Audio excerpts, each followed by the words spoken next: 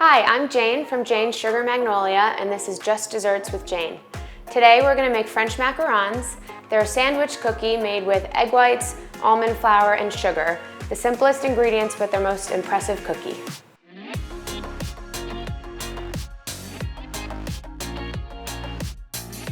The first step, we're going to sift our almond flour. And to this, we're also going to add our powdered sugar and sift that together.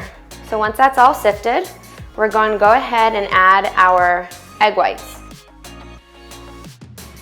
And I'm also going to add my coloring. I'm doing a mix of pink and yellow so that we can get some bright orange for our passion fruit macaron. Okay, now we're going to give this a mix. Once that's all mixed together and smooth, we can move on to making our meringue. Next, we're going to separate our eggs. And at this part, I always use fresh eggs rather than the carton separated egg whites.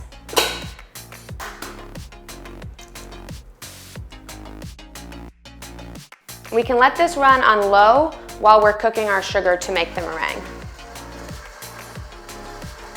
So next we're going to cook our sugar to make our meringue, and we're going to add sugar to a small sauce pot with some water. And the water is just to help the sugar cook evenly so you don't get any dark caramelized spots.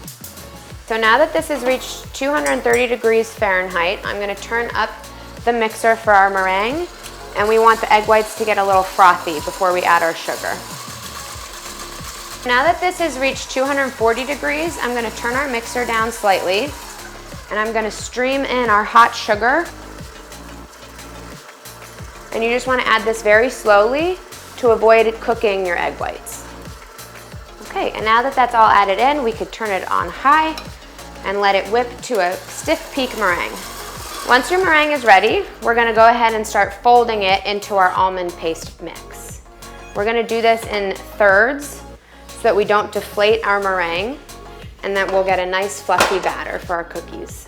So you can start by just adding 1/3 of your meringue into your almond mixture. And this first step we are adding, you don't have to worry about being super gentle with it because you really just want to get the two mixed. And then with the second and third additions is when you really want to be folding the meringue so that we don't deflate it.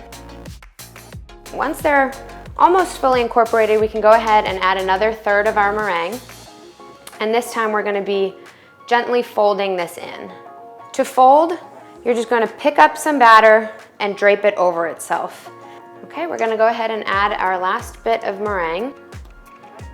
So this is what your batter should look like when it's fully mixed and it's ready to be piped. So we're ready to go ahead and put this in our piping bag, and we can get piping. So in here I just have my piping bag fitted with the plain round tip. And again, that's just to help us get the circular shape that you would recognize with the French macaron. And we're just going to pipe down until we fill our template circle and move on to the next one. We're going to slam them on the counter, and that's to get out any air bubbles that are within the batter. So you can even just pick it up and drop it.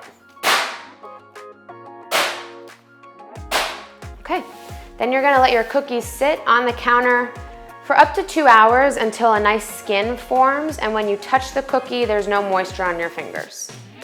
Okay, we're gonna put these in the oven. Everyone's oven is a little different. I bake mine around 275, but you'll just have to experiment a bit to see what works for yours.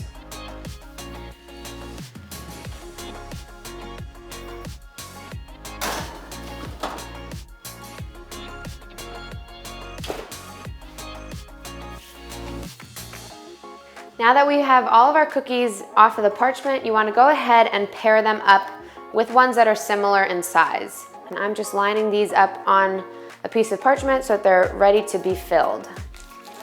So this is just some Swiss meringue buttercream.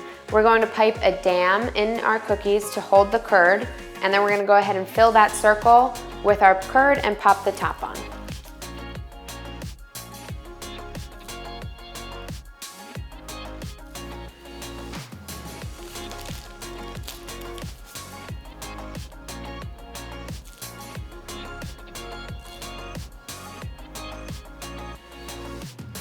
Once your macarons are filled, I like to wrap them tight on a tray and put them in the refrigerator overnight so that they can mature. They really get that nice cakey filling. And then you have the perfect French macaron. So there you go. I hope you try them at home and that you enjoy eating them.